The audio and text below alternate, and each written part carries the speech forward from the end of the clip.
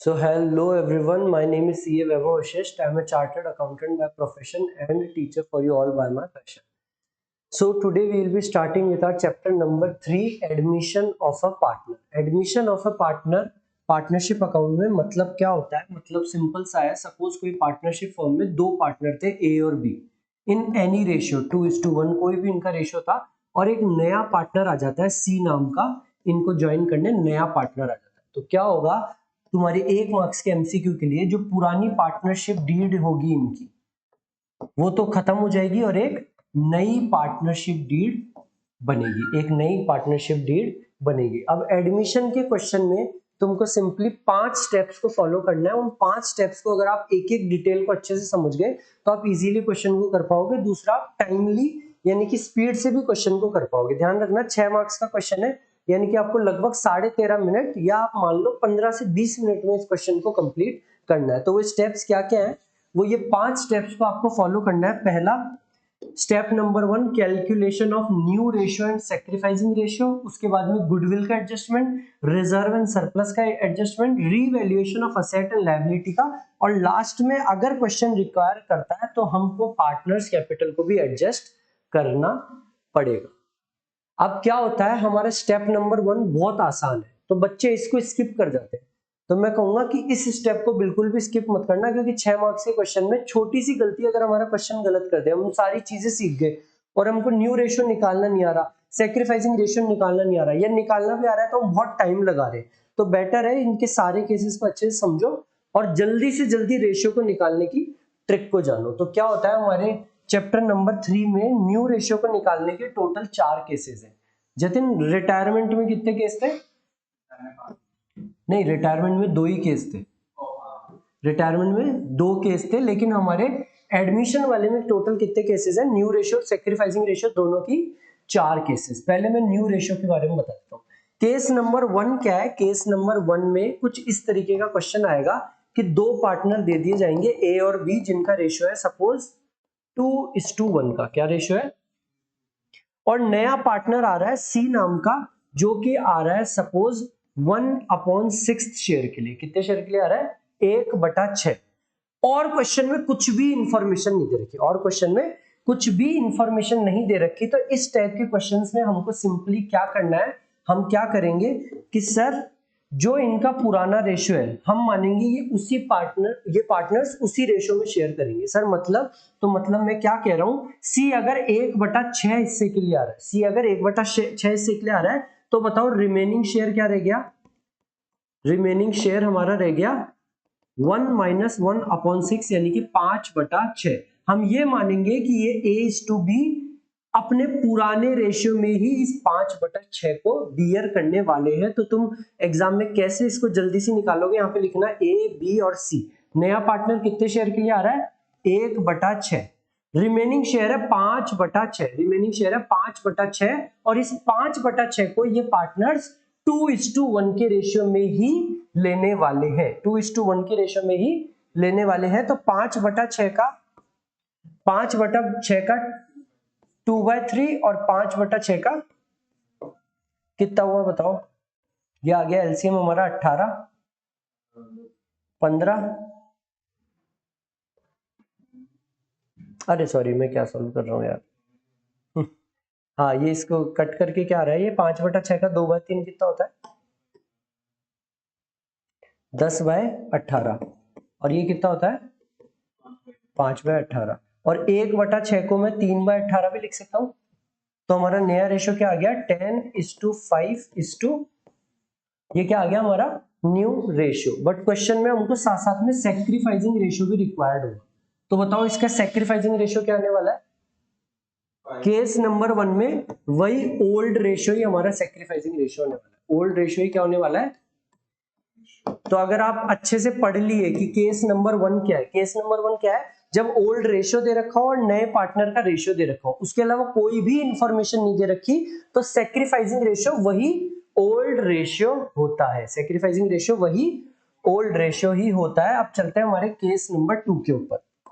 Case number 2 में क्या होता है? केस नंबर 2 में क्वेश्चन आपको कह देगा कि 2 पार्टनर्स है ए और बी, उनका रेशियो है सपोज वही 2:1 का। दो पार्टनर है ए और बी, उनका रेशियो है 2:1 का। नया पार्टनर आ रहा है सी, सी नाम का नया पार्टनर आ रहा है जो कि आ रहा है 1/6 शेयर के लिए। कितने शेयर के लिए आ रहा है?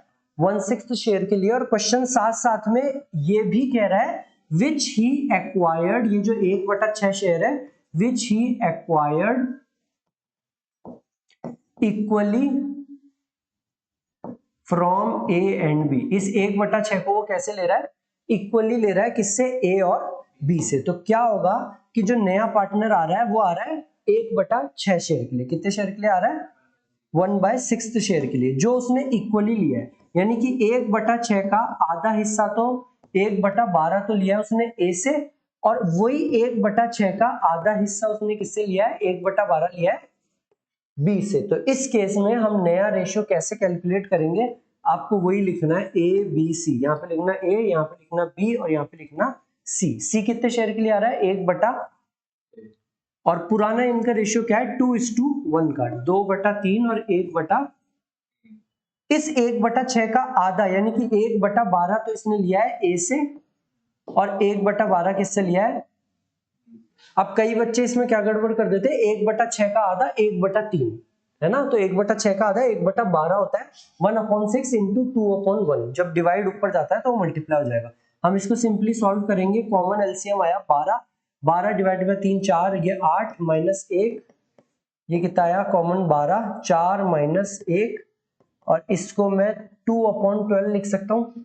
तो हमारा रेशियो आ गया 7/12, 3/12 और 2/12। तो हमारा नया रेशियो क्या आ गया? 7:3:2।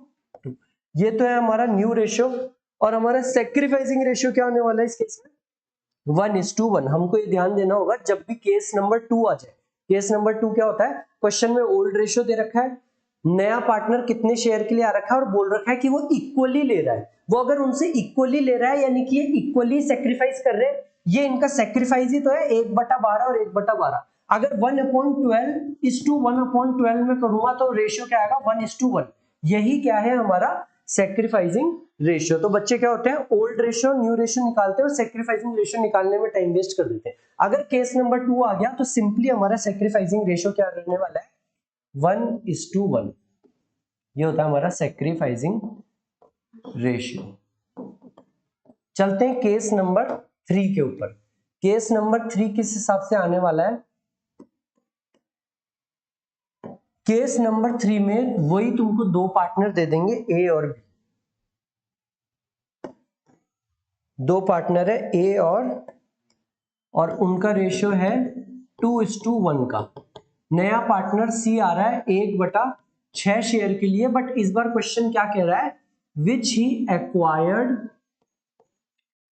ही acquired from A and B in equal ratio के बजाय सपोज इस बार वो 3:2 के रेशियो, यानी कि वो 1/6 के लिए आ रहा है जो उसने ए और बी से लिया है। किस रेशियो में? 3:2 में। तो यहाँ पे आपको क्या करना होगा? पहले आपको निकालना होगा कि भैया उसने कितना शेयर लिया है। पहले उसने हमको निकालना होगा कि उसने ए और बी से कितना शेयर लिया है, या मैं कह दूं कितना शेयर वो लोग सरेंडर कर रहे हैं। पहले हमको क्या निकालना होगा? कितना शेयर वो सरेंडर कर रहे हैं। पहले ए और फिर बी। तो नए पार्टनर कितने शेयर के लिए आ रहा है? 1/6। उसने ए से और बी से लिया 3:2 के रेशियो में, यानी कि 3/5 ए से लिया है और 2/5 बी से। तो उसने 3 या मैं इसको और सॉल्व करूं, इसको 3/30 ही लिख देता हूं ना। 3/30 तो किससे लिया है? ए से, और 2/30 किससे लिया है? बी से। बेटर होगा कि एलसीएम में बड़ा अमाउंट ही लेके चलो, जो इजीली जल्दी से तुम्हारी कैलकुलेशन हो जाएगी। 3/30 तो लिया ए से और 2/30 किससे लिया है? बी से। तो सर इस केस में हमारा न्यू रेशियो क्या होगा? तो इस केस में हमारा न्यू रेशियो अब क्या होगा? न्यू रेशियो के लिए यहां पे लिखना ए बी और सी। सी कितने शेयर के लिए आ रहा है? 1/6। और इनका पुराना रेशियो क्या था? 2/3:1/3, 2:1 का रेशियो। 3/30 तो कौन सरेंडर कर रहा है? ए। और 2/30 कौन सरेंडर कर रहा है? अगर मैं इसका एलसीएम ले 30 ले लेता हूं common, 30 divided by 3, 10 into 2 20 minus 3, 30 ले लिया मैंने कॉमन, 3 डिवाइडेड बाय 30 10 माइनस 2, और 1/6 को क्या मैं 5/30 लिख सकता हूं? तो तुम्हारा आंसर क्या होगा, थोड़ा जल्दी आ जाएगा, कैलकुलेशन थोड़ी सी इजी हो जाएगी। तो ये क्या आया, ये आ गया 17/30, ये आ गया 8/30 और ये आ गया 5/30। तो हमारा न्यू रेशियो क्या हो गया, हमारा न्यू रेशियो इस केस में क्या हो गया, 17:8, but the point to remember is कि हमारा सेक्रीफाइसिंग रेशियो इस केस में क्या आने वाला है बताओ। तो तुमको क्वेश्चन ही कह के बताएगा कि भैया सेक्रीफाइसिंग रेशियो क्या आने वाला है। हमारा सेक्रीफाइसिंग रेशियो क्या है, 3:2। केस नंबर 1 में हमारा सेक्रीफाइसिंग रेशियो क्या था, ओल्ड रेशियो। केस नंबर 2 में हमारा सेक्रीफाइसिंग रेशियो क्या था, इक्वल 1:1। और केस नंबर 3 जब वो इक्वली उन पार्टनर से ले रहा है तो सेक्रीफाइसिंग रेशियो क्या रहने वाला है, वही 3:2। क्वेश्चन में ही आपको सेक्रीफाइसिंग रेशियो दे रखा है, तो आपको बस केस को एनालाइज करना है कौन सा केस है, ताकि आप जल्दी से निकाल पाओ सेक्रीफाइसिंग रेशियो क्या है और जल्दी से गुडविल का एडजस्टमेंट कर पाओ। चलते हैं हम हमारे केस नंबर 4 के ऊपर। केस नंबर 4 के ऊपर अभी तक अगर तुम इन तीनों केसेस में एक चीज नोटिस करो तो मेरे को नए पार्टनर का शेयर क्वेश्चन में ऑलरेडी गिवन है, नए पार्टनर का शेयर क्वेश्चन में ऑलरेडी। फोर्थ वाले हमारे जो फोर्थ वाला पार्ट है इसमें मेरे को नए पार्टनर का शेयर गिवन नहीं होने वाला है। मेरे को क्वेश्चन क्या बोलेगा, क्वेश्चन मेरे को बोलेगा दो पार्टनर है उनका पुराना रेशियो है सपोज 2:1 का, सी पार्टनर आ रहा है, सी पार्टनर आ रहा है, बट वो कितने शेयर के लिए आ रहा है ये तुमको बताएगा ही नहीं क्वेश्चन। तो फोर्थ पार्ट को एनालाइज करना बहुत आसान है। ओल्ड रेशियो गिवन होगा, सी पार्टनर कितने शेयर के लिए आ रहा है ये कभी भी क्वेश्चन नहीं बताएगा, बट क्वेश्चन ये जरूर बताएगा। सपोज मैं इसको थोड़ा सा चेंज कर देता हूं इजी कैलकुलेशन के लिए, इनका जो एज टू बी का पुराना रेशियो है वो है 7:3 का, और सी नाम का नया पार्टनर आ रहा है, कितने शेयर के लिए आ रहा है ये नहीं बताया, बट क्वेश्चन ने ये बोला विच ही एक्वायर्ड,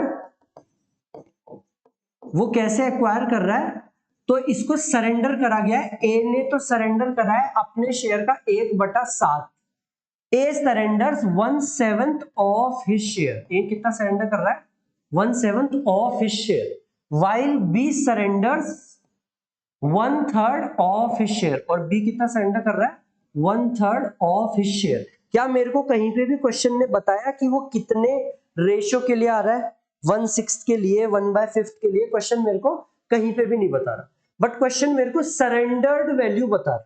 तो जितना ये लोग सरेंडर कर रहे हैं पहले मैं उसको निकाल लूंगा, उसको ऐड कर दूंगा, वही तो शेयर उसको मिलेगा।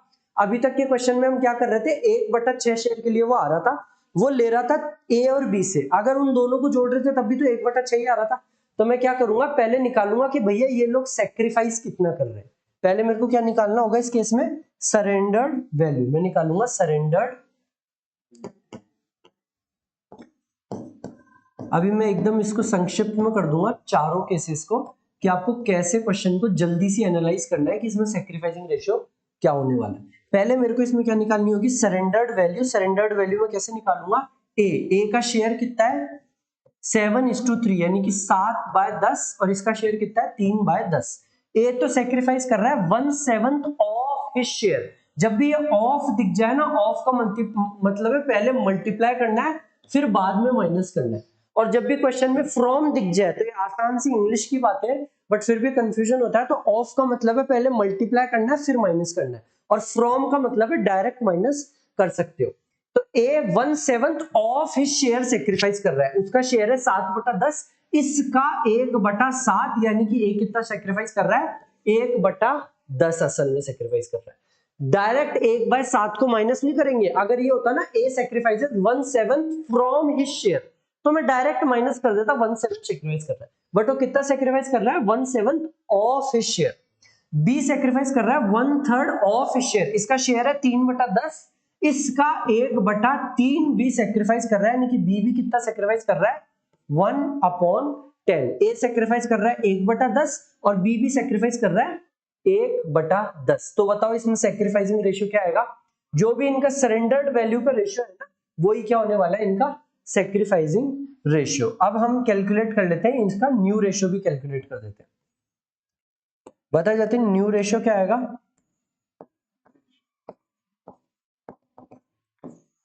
यहाँ पे लिख देता हूं ए, बी और सी।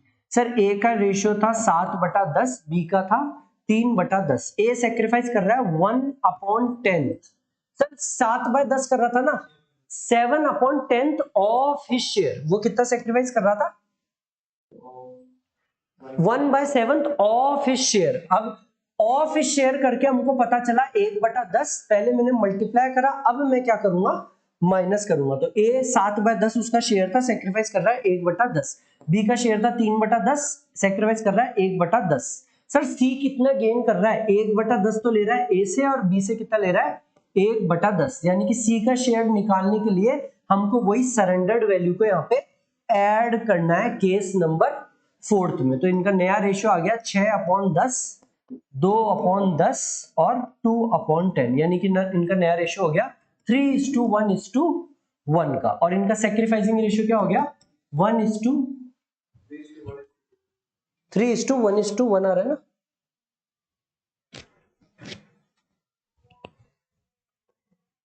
हाँ, 1/10 प्लस 1/10, 3:1:1। और सेक्रीफाइसिंग रेशियो क्या आ रहा है? वही सरेंडर्ड वैल्यू का रेशियो 1/10:1/10, यानी कि 1:1 का। तो अगर मैं एक बार संक्षिप्त में तुमको बता दूं कि न्यू रेशियो निकालना हर बार जरूरी नहीं है, क्वेश्चन बोले तो ही निकालना है, बट सेक्रीफाइसिंग रेशियो आपको 100% बार बार निकालना होगा, तभी गुडविल की एडजस्टमेंट कर पाओगे। मैं एज्यूम कर रहा हूं कि ये चैप्टर आप लोग पहले भी पढ़ रखे हो, तभी मैं थोड़ा जल्दी चल रहा हूं। अगर किसी को और डिटेल में समझना है तो एक एक क्लास, एक एक केस के ऊपर बहुत डिटेल में ढंग से डाली हुई है क्वेश्चंस के साथ। तो न्यू रेशियो और सेक्रीफाइसिंग रेशियो को निकालने के हमारे टोटल कितने केस है? टोटल केस है 4।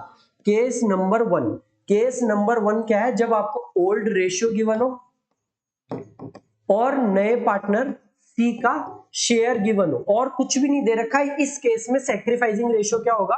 Old ratio. सेक्रीफाइसिंग रेशियो क्या होने वाला है?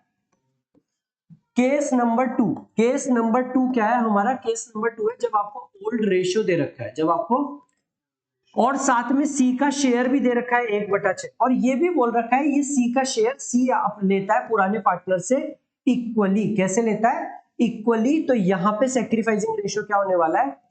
इक्वल, यानी कि 1:1। केस नंबर 3 है जब आपको ओल्ड रेशियो गिवन हो, साथ में नए पार्टनर का शेयर भी गिवन हो 1/6, और ये भी कह रखा है which he acquires in a particular ratio. वो किसी भी रेशियो में ले रहा है, सपोज 3:1, 3:2, पुराने पार्टनर से किस रेशियो में ले रहा है? 3:1 के रेशियो में। तो यहाँ पे हमारा सेक्रीफाइसिंग रेशियो क्या होने वाला है? हमारा सेक्रीफाइसिंग रेशियो होने वाला है 3:1 का। और केस नंबर 4, सबसे इंपॉर्टेंट, केस नंबर 4 कैसे एनालाइज करोगे? यहाँ पे आपको ओल्ड रेशियो गिवन होगा, बट नया पार्टनर कितने शेयर के लिए आ रहा है ये नहीं बताएगा। बट क्या बताएगा क्वेश्चन की जो नया पार्टनर है वो पुराने पार्टनर से कोई पर्टिकुलर रेशियो में यहाँ पे तुमको सरेंडर्ड वैल्यू देगा। तो जो भी उनकी सरेंडर्ड वैल्यू होगी वही क्या होने वाला है? आपका सेक्रीफाइसिंग रेशियो। तो आपको क्वेश्चन में सेक्रीफाइसिंग रेशियो को जल्दी से निकालना आना चाहिए, तभी आप क्वेश्चन को 15 से 20 मिनट के अंदर कंप्लीट कर पाओगे। तो ये चारों केसेस को अच्छे समझ लेना। ये हो गया हमारा स्टेप नंबर 1। चलते हैं स्टेप नंबर 2 के ऊपर। स्टेप नंबर 2 क्या है हमारा? एडजस्टमेंट ऑफ गुडविल का मतलब क्या होता है? Reputation in the market. Suppose मेरी एक दुकान है चाय की, और मेरे पास में MBA चाय वाला की दुकान है, चाय सुट्टा बार वाले की दुकान है, तो लोग बाग कहां पे जाएंगे चाय पीने? MBA चाय वाले की। क्यों? क्योंकि उसकी रेप्यूटेशन है मार्केट में। हालांकि वो रेप्यूटेशन अब पता नहीं कैसी रह गई, बट उसकी रेप्यूटेशन है मार्केट में। Because of what? Because of goodwill क्या होता है? आप बहुत टाइम से काम करते हुए आ रहे हो, तो आपके अच्छे काम करने की वजह से आपके मार्केट में एक रेप्यूटेशन बन गई है। आपकी रेप्यूटेशन बनने की वजह से आप एक्स्ट्रा कमाते हो in terms of your competitor. तो सर हमको ये गुडविल का क्या एडजस्टमेंट करना होता है? तो समझ लेना, गुडविल आपको 2 तरीके की दी हुई होगी क्वेश्चन में, एक तो परचेज्ड और एक सेल्फ जनरेटेड। मैं और आसान भाषा में बोलूं तो अगर गलती से बैलेंस शीट में गुडविल दिख जाए, तो चाहे कोई सा भी चैप्टर हो 2, 3, 4, इसका सिंपल सा एक ही ट्रीटमेंट है, राइट ऑफ कर दो। क्या कर दो? राइट ऑफ कैसे करेंगे? पार्टनर्स कैपिटल अकाउंट में, ए बी सी इन तीनों के पार्टनर के कैपिटल अकाउंट को तो क्या करना है? डेबिट करना है। और क्रेडिट किसको करना है? गुडविल अकाउंट को। ये तो रही जर्नल एंट्री। और पार्टनर्स कैपिटल अकाउंट में इसका क्या ट्रीटमेंट होगा? जब पार्टनर्स कैपिटल बनाएंगे तो डेबिट साइड में सिंपली लिख देंगे टू गुडविल अकाउंट, बिजनेस से बैलेंस शीट से वो हो गई है राइट ऑफ। आपको और डिटेल में समझना है तो मैंने पूरी क्लास डाली हुई है कि बैलेंस शीट की परचेज गुडविल क्या होती है। हमको जो मेन मतलब होगा वो गुडविल से मतलब होगा एडिशनल इंफॉर्मेशन वाली गुडविल से। कौन सी? गलती से भी बैलेंस शीट की गुडविल का कुछ भी ट्रीटमेंट मत कर देना, इसको सिंपली राइट ऑफ करना होता है और कुछ भी नहीं करना। ये एडिशनल इंफॉर्मेशन वाली गुडविल कौन सी होती है? ये होती है सेल्फ जनरेटेड गुडविल। ये कौन सी गुडविल होती है? जो कभी भी बुक्स में रिकॉर्ड नहीं की जाएगी। 1 मार्क्स का क्वेश्चन, क्यों रिकॉर्ड नहीं की जाती है? अकाउंटिंग स्टैंडर्ड नंबर 26 AS 26 कहता है कि हम उसी असेट्स को रिकॉर्ड कर सकते हैं जिसके लिए हमने कोई कंसिडरेशन को पे कर। अगर MBA चाय वाला की आज मार्केट में गुडविल है तो वो इस वजह से क्योंकि वो कई सालों से काम करते हुए आ रहा है। हमारे जयपुर में गुलाब जी चाय वाला फेमस है, वो इस वजह से क्योंकि वो सालों से चाय बेचते हुए आ रहे हैं और सालों से बेचते हुए उनकी मार्केट में रेपुटेशन क्रिएट हो गई है, जिसकी वजह से वो एक्स्ट्रा प्रॉफिट्स कमा रहे हैं। उन्होंने इस गुडविल के लिए कोई भी पैसा खर्च नहीं करा है, इसलिए ये बैलेंस शीट में रिकॉर्ड नहीं हो सकती है। तो अगर मैं MBA चाय वाला का बिजनेस खरीदूंगा तो उसकी बैलेंस शीट में गुडविल नाम की कोई भी चीज नहीं होगी। बट अगर मैं बिजनेस को खरीद रहा हूं और मैं गुडविल का पैसा दे रहा हूं तो मेरे बिजनेस में गुडविल बैलेंस शीट में आने वाला है।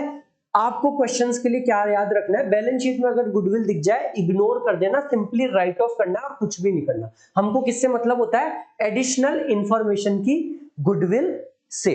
क्वेश्चन में आपको गिवन हो गया एडिशनल इंफॉर्मेशन की गुडविल। अब आपको क्या करना होगा? तो हमारे गुडविल के टोटल 3 केस है। हमारे गुडविल के टोटल 3 केस है एडमिशन वाले चैप्टर में। केस नंबर 1, केस नंबर 1 बहुत मेरे को लगता है क्वेश्चन में आने वाला है। गुडविल का अमाउंट हमको नए पार्टनर से लेना है। ये तो बात पता है ना जतिन? गुडविल का अमाउंट नए पार्टनर से लेना है क्योंकि वो पुराने पार्टनर्स अपना एक शेयर को सेक्रीफाइस कर रहे हैं, तो वो चाहते हैं कि भैया हमको कॉम्पनसेट करो, गुडविल का पैसा साथ में लेके आके। वो कैपिटल का पैसा तो लाएगा ही, साथ में कौन सा पैसा लाएगा? गुडविल का। अगर वो गुडविल को के पैसे को प्राइवेटली दे देता है, इफ ही पेज गुडविल का पैसा प्राइवेटली, तो कोई भी एंट्री नहीं होगी। बट आपके क्वेश्चन में ये वाला केस आएगा ही नहीं। केस नंबर 2 के ऊपर, इफ ही पेज गुडविल का पैसा इन कैश, अगर वो गुडविल का पैसा कैश में पे करता है तो हमको क्या करना है बहुत अच्छे से समझना है। सबसे पहले तो मैं एक एंट्री बता देता हूं। मैं एंट्री कर रहा हूं bank account debit to C's capital account. इसका कोई भी लेना देना नहीं है गुडविल से, बट आपको अच्छे से समझाने के लिए ये मैंने एंट्री क्या करी है। सी नाम का पार्टनर आया, फ्री में तो आने नहीं देंगे भैया, पैसा लेके आओ, हमने भी लगा रखा है। सपोज मैंने उससे पैसा लिया 10 लाख रुपए। ये काहे का पैसा ले रहा हूं मैं? उसकी कैपिटल का, कि बिजनेस में आ रहे हो तो पैसा लेके आओ अपनी कैपिटल का। साथ ही साथ मैं उससे गुडविल का पैसा भी लूंगा, जिसको हम क्या कहते हैं? हम क्यों कहते हैं? क्योंकि ये सेल्फ जनरेटेड गुडविल है। अगर मैं गुडविल अकाउंट यूज कर लूंगा तो गुडविल तो रेज हो ही नहीं सकती, तो मैं सिंपली एक अकाउंट यूज करता हूं, प्रीमियम फॉर गुडविल। हम कई सालों से ये बिजनेस करते हुए आ रहे हैं। अब आपके आने की वजह से आने वाले सालों में आप भी हमारे प्रॉफिट्स में से शेयर लोगे, जिसमें कायदे से आपका हक नहीं बनता, क्योंकि ये गुडविल तो हम लोगों की वजह से क्रिएट की गई है। किसकी वजह से? पुराने पार्टनर्स की वजह से। तो वो नए पार्टनर्स से कैपिटल के साथ साथ गुडविल का पैसा भी मंगवाते हैं। तो उसकी अगर पैसा आ रहा है तो पैसा सिंपली मैं क्या एंट्री करूंगा? बैंक अकाउंट डेबिट, क्योंकि पैसा आ रहा है, to premium for goodwill account, to premium for goodwill. ये तो एंट्री थी गुडविल के पैसे के आने की। सपोज मैं 1 लाख रुपए लिख देता हूँ ना, मन से मैं लिख रहा हूँ एक बार 1 लाख रुपए। ये वैसे आपको कैलकुलेट करना होगा। मैंने लिख दिया bank account debit to premium for goodwill account. अब ये प्रीमियम फॉर गुडविल को मैं किसको दूंगा? तो मैं उन पार्टनर्स को दूंगा जो इसके हकदार हैं, यानी कि पुराने पार्टनर्स, या मैं कह दूं जो पार्टनर्स सेक्रीफाइस कर रहे हैं। तो मैं प्रीमियम फॉर गुडविल को सिंपली बांट दूंगा। Premium for goodwill account debit, premium for goodwill account debit 1,00,000 रुपए to old partners capital account, और स्पेसिफिकली अगर मैं बोलूं तो to sacrificing partners capital account. जो भी पार्टनर्स सैक्रिफाइस कर रहे हैं, दो पार्टनर्स थे ए और बी, सी नाम का नया पार्टनर आ रहा है, तो उसके आने की वजह से सैक्रिफाइस कौन से पार्टनर कर रहे हैं अपना शेयर, ए और बी, तो मैं किसको दूंगा, टू एस कैपिटल अकाउंट। अब जतिन का क्वेश्चन है, मान लो सर केवल एक ही पार्टनर सैक्रिफाइस कर रहा हो तो गुडविल का पैसा भी केवल उस एक ही पार्टनर को मिलेगा। गुडविल का पैसा भी केवल, मान लो ये सैक्रिफाइस कर रहे हैं 3:2 के रेशो में, सर हमें कैसे पता चलेगा किस रेशो में सैक्रिफाइस कर रहे हैं, तो यही हमने कैलकुलेट करा है स्टेप नंबर 1 में। जो मैंने टोटल 4 केस बताए वो इसीलिए बताए ताकि आप जल्दी से एनालाइज कर पाओ कि सैक्रिफाइसिंग रेशियो कौन सा है। आपको केस को एनालाइज करना और समझना है सैक्रिफाइसिंग रेशियो क्या है, और उस रेशियो में हमको गुडविल के पैसे को बांटना है। सपोज इनका रेशियो है 3:2 का, तो 60,000 तो हो गया ए का और 40,000 हो गया। आया समझ, ये क्या है हमारे गुडविल का ट्रीटमेंट। यहाँ पे और अच्छे से लिख देता हूं, सैक्रिफाइसिंग पार्टनर्स ये कौन होते हैं, जिनको मिलेगा वो होते हैं ओल्ड पार्टनर्स के बजाय, बुक में लिखा हुआ है old partners, but old partners के बजाय ये होना चाहिए सैक्रिफाइसिंग पार्टनर। अगर कोई ओल्ड पार्टनर सैक्रिफाइस नहीं कर रहा है तो उसको गुडविल का भी कोई शेयर नहीं मिलने वाला है। अब मैं आपको करवाता हूं तीसरा केस, अब मैं करवाता हूं तीसरा केस और वापस से इस केस के ऊपर आऊंगा, ठीक है जतिन। गुडविल की कौन सी एंट्रीज हो गई, एक ये और एक ये। सर ये कहीं की एंट्री थी, ये तो सिंपली कैपिटल को लाने की एंट्री थी। अब चलते हैं हमारे तीसरे केस के ऊपर। तीसरा हमारा केस है जब new partner does not bring his share of goodwill in cash, वो अपने शेयर ऑफ गुडविल को कैश में नहीं लेके आता है। सर ऐसे कैसे नहीं लेके आता है, बिल्कुल हमारी बुक भी यही कहती है, हमारे सारे एक्ट भी यही कहते हैं कि भाई ऐसे कैसे नहीं लेके आएगा, लेके तो उसको आना पड़ेगा, बट हम कुछ और तरीके से उससे ले लेंगे। तो हम क्या करेंगे, सबसे पहली एंट्री तो कैपिटल की एंट्री पास कर देता हूँ। अरे माइक बहुत गिर रहा है।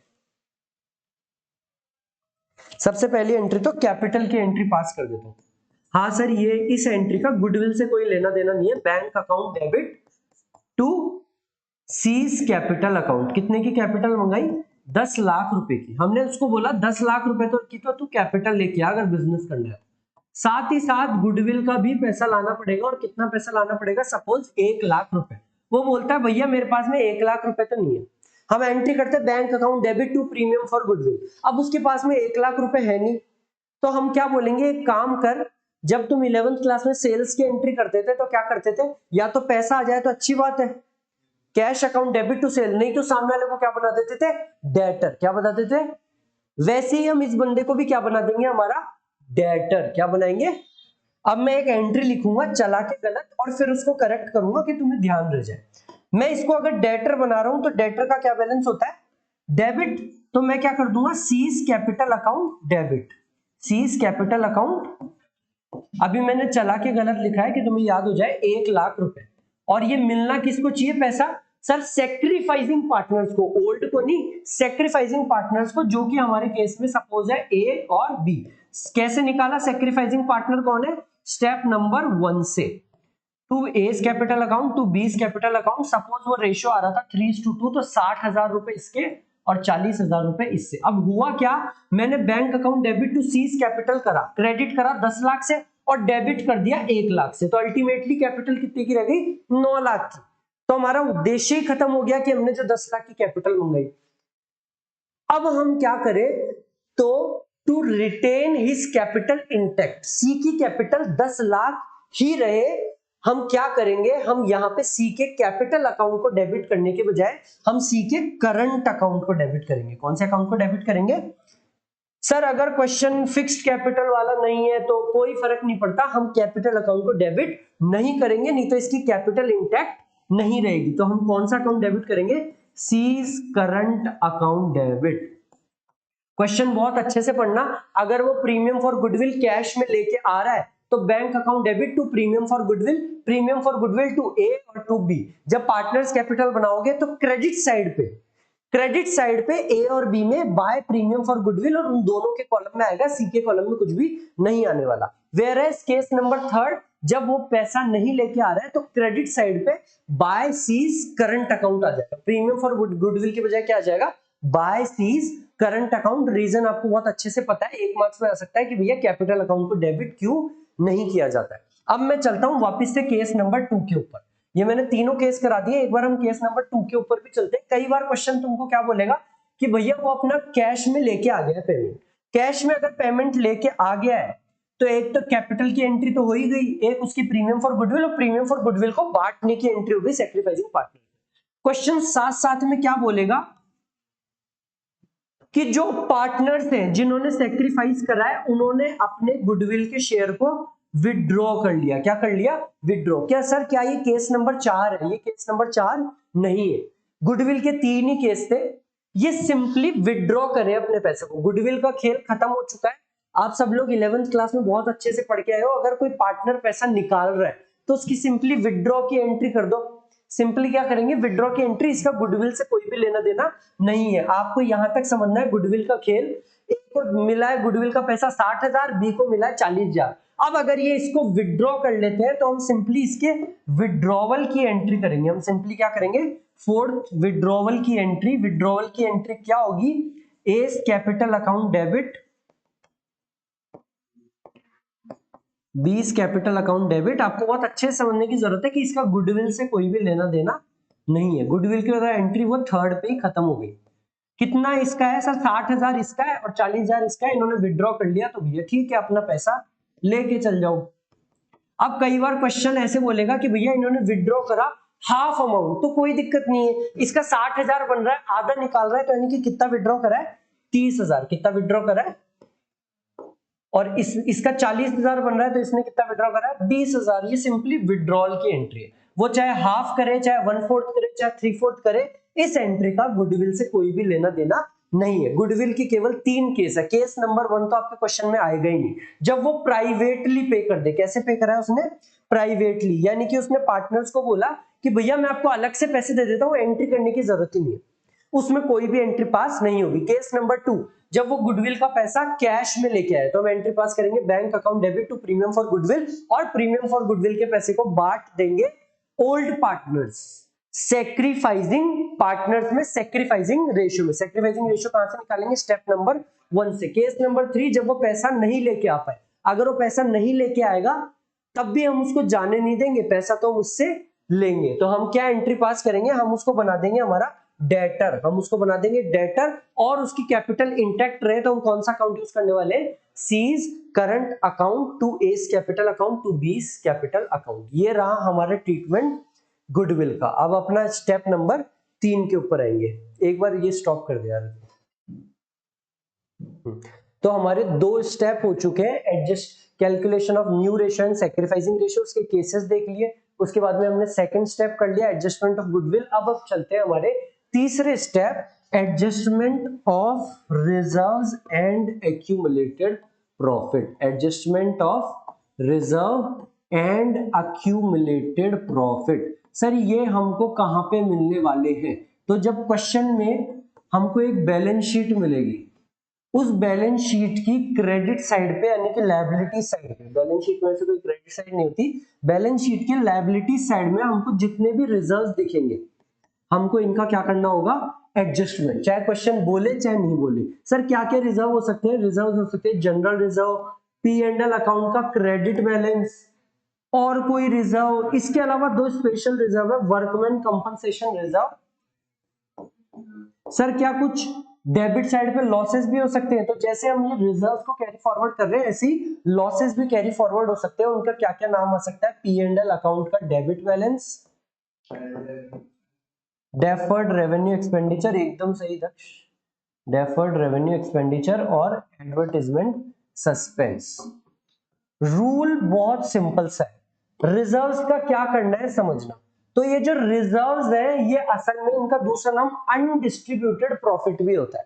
कंपनी, पार्टनरशिप या कोई सोल प्रोप्राइटर जितना भी प्रॉफिट कमाता है, या तो उसको निकाल सकता है, बांट सकता है, या फिर खुद के पास में अनडिस्ट्रीब्यूटेड रख के, यानी कि रिजर्व में बेच सकता है। तो ये भी है तो पार्टनर्स का ही, और कौन से पार्टनर का, पुराने पार्टनर्स का। नए पार्टनर का इन रिजर्व्स में कोई भी हक नहीं होता। तो रूल सिंपल सा है, कंसेप्चुअली समझना कि इन रिजर्व्स को हम बांट देंगे ओल्ड पार्टनर्स में। क्या मैंने कहीं पे भी सैक्रिफाइसिंग शब्द यूज करा?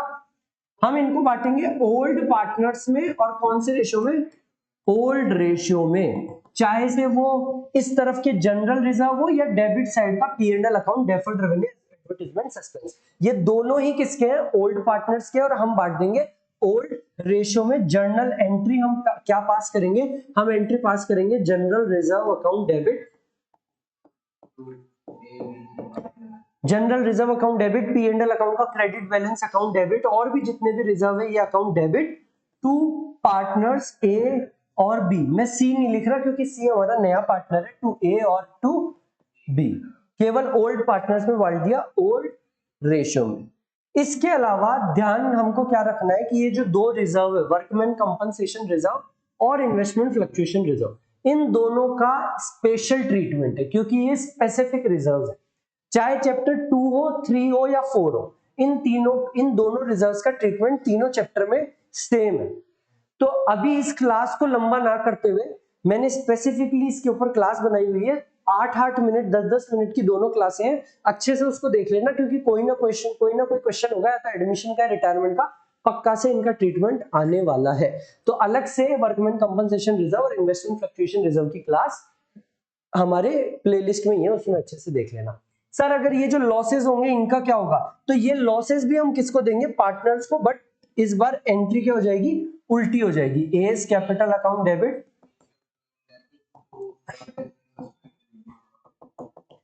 टू P&L अकाउंट का debit balance, to P&L account का, या फिर टू डेफर्ड रेवेन्यू एक्सपेंडिचर, या फिर टू एडवर्टाइजमेंट सस्पेंस।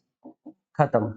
बस इतना सा ट्रीटमेंट होता है हमारे रिजर्व्स का, ओल्ड पार्टनर्स में, ओल्ड रेशियो में। सर एक वो क्वेश्चंस भी तो थे जहां पे हमको एडजस्टमेंट करना होता है, वो मैं अलग से समझाऊंगा, रिवैल्यूएशन और रिजर्व्स दोनों का। अभी के लिए इतना ध्यान रखो, ओल्ड पार्टनर्स में, ओल्ड रेशियो में। चलते हैं हम हमारे फोर्थ स्टेप, जो कि क्या है? Adjustment of revaluation of assets and liability. नए पार्टनर के एडमिशन पे उस डेट पे अगर कोई भी असेट्स का रीवैल्यूएशन हो रहा है, चाहे वो असेट हो चाहे वो लायबिलिटी हो, वो प्रॉफिट या वो नुकसान किसको, कौन डिजर्व करता है? Old partners. तो हम उस प्रॉफिट या नुकसान को बांट देंगे ओल्ड पार्टनर्स में, ओल्ड रेशियो में। अब हर असेट पे नुकसान को बांटूंगा, फायदे को बांटूंगा तो बहुत दिक्कत होगी। तो मैं सारे नुकसान और फायदे को एक साथ में कैलकुलेट करता हूं, और उसके लिए मैं एक अकाउंट बनाता हूं जिसका क्या नाम होता है? Revaluation account. मैं एक अकाउंट बना देता हूं, रीवैल्यूएशन अकाउंट,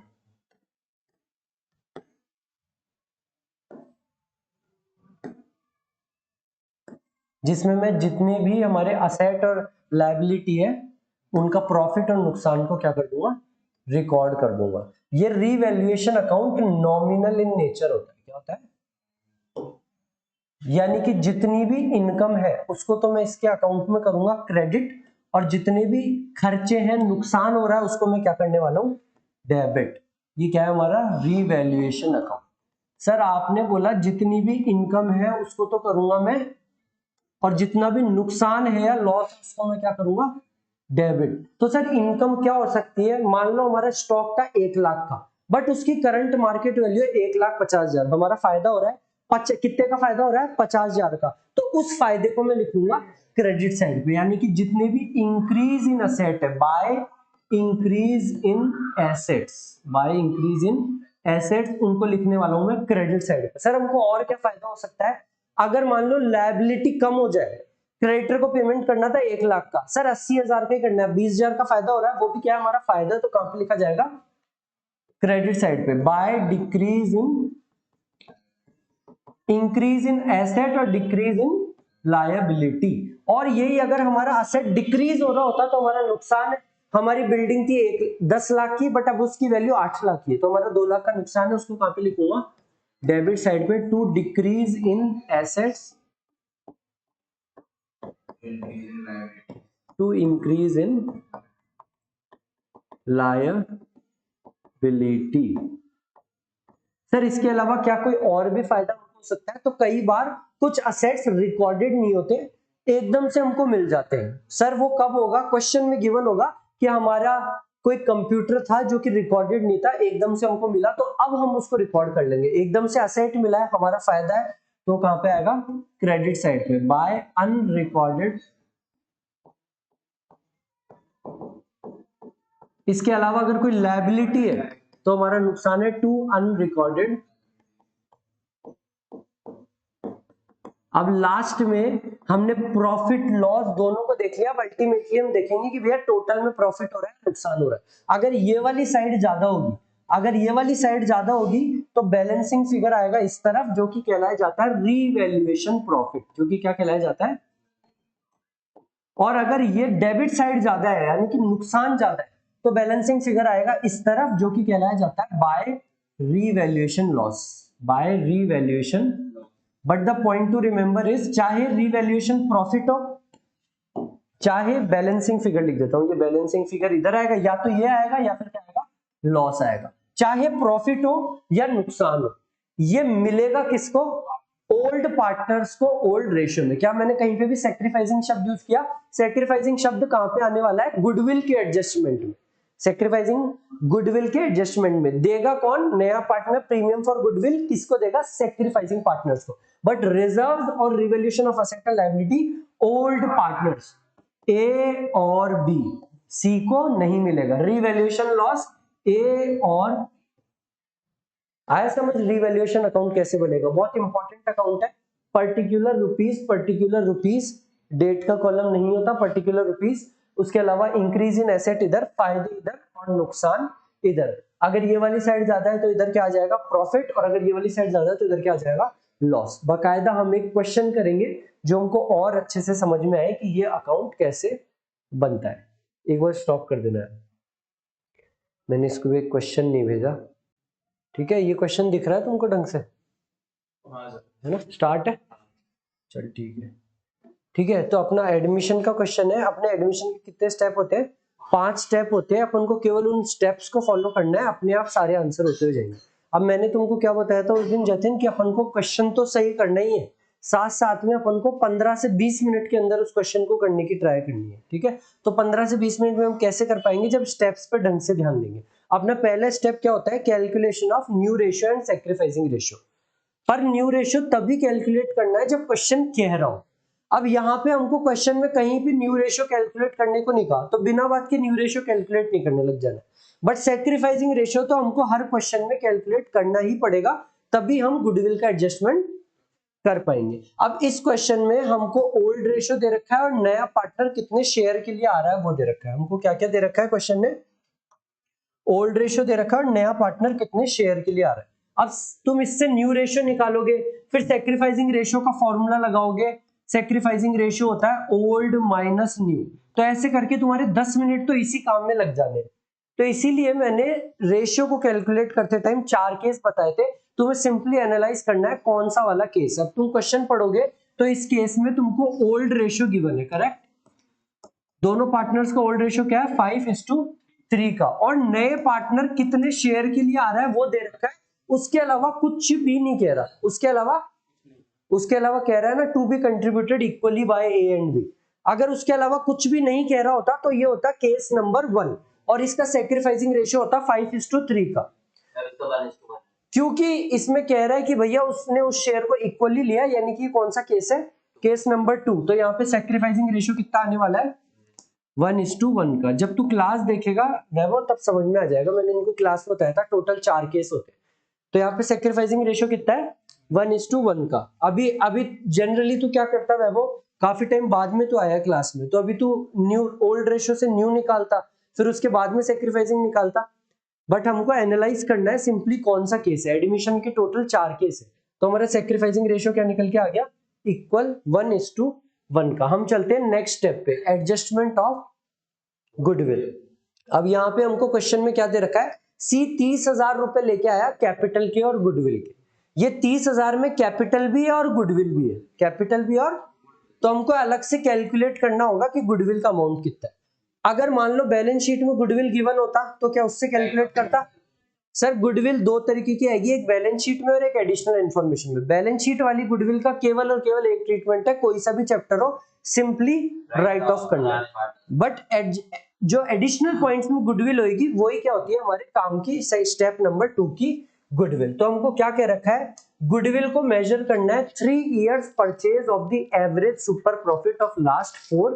हमको कौन से वाले मेथड से निकालनी है, सुपर प्रॉफिट मेथड से निकालनी है। हमको एवरेज प्रॉफिट दे रखे हैं 20,000 और नॉर्मल प्रॉफिट दे रखे हैं 12,000 के। अब हमको सुपर प्रॉफिट मेथड से गुडविल को निकालनी है। तो सुपर प्रॉफिट मेथड में गुडविल का क्या फॉर्मूला होता है, goodwill is equals to super profit into number of year of. अब हमको सुपर प्रॉफिट कितना गिवन है, हमको क्वेश्चन में सुपर प्रॉफिट नहीं दे रखा बट हमको एवरेज और नॉर्मल दे रखा है। तो सुपर प्रॉफिट का फॉर्मूला क्या होता है सुशांत, ये चैप्टर नंबर 2 का है। Super profit is equals to average minus normal profit. तो एवरेज प्रॉफिट क्वेश्चन में गिवन है 20,000 के और नॉर्मल कितने हैं, तो हमारे कितना आ गया सुपर प्रॉफिट, तो 8,000 का सुपर प्रॉफिट और number of year of purchase कितना है, तो हमारी गुडविल कितनी आ गई 24,000 रुपए।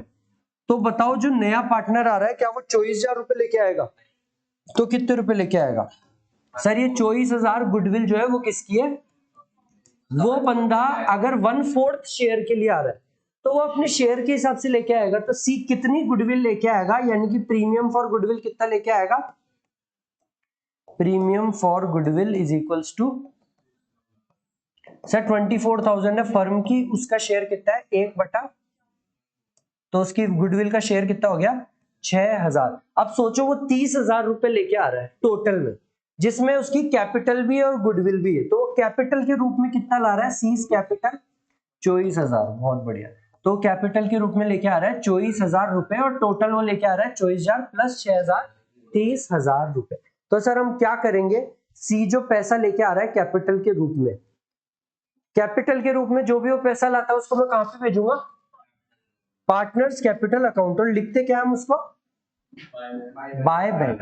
यहां पे लिख दू बाय बैंक, कितने रुपए लेके आ रहा है 24,000 रुपए। क्या मैंने 30,000 लिखा, 30,000 नहीं लिखना है ना, वो 24,000 रुपए लेके आ रहा है। अब हमारे स्टेप नंबर 2 क्या था, एडजस्टमेंट ऑफ गुडविल। ठीक है, एडजस्टमेंट ऑफ गुडविल का मैंने क्या बताया था, सिंपली उन पार्टनर्स को मिलेगा जो कि सैक्रिफाइस कर रहे हैं, और देगा कौन, गेनिंग पार्टनर। और मैंने इसके एंट्री भी बताई थी, क्या एंट्री थी, जतिन बताएगा, जतिन आया था उस दिन।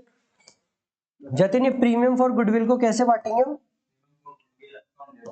बहुत बढ़िया, premium for goodwill account debit, और सैक्रिफाइस कौन कर रहा है बताओ, किस रेशियो में कर रहे हैं, वो हमने स्टेप नंबर 1 में निकाल दिया। तो 2 एस कैपिटल और 2, और कितने रुपए हो गए 6,000 रुपए। तो कितना कितना मिलेगा दोनों को, ये हो गया 6,000 रुपए, 3,000 रुपए मिला इसको और 3,000 रुपए इसको। तो यहाँ पे मैं क्या लिख दूंगा, बाय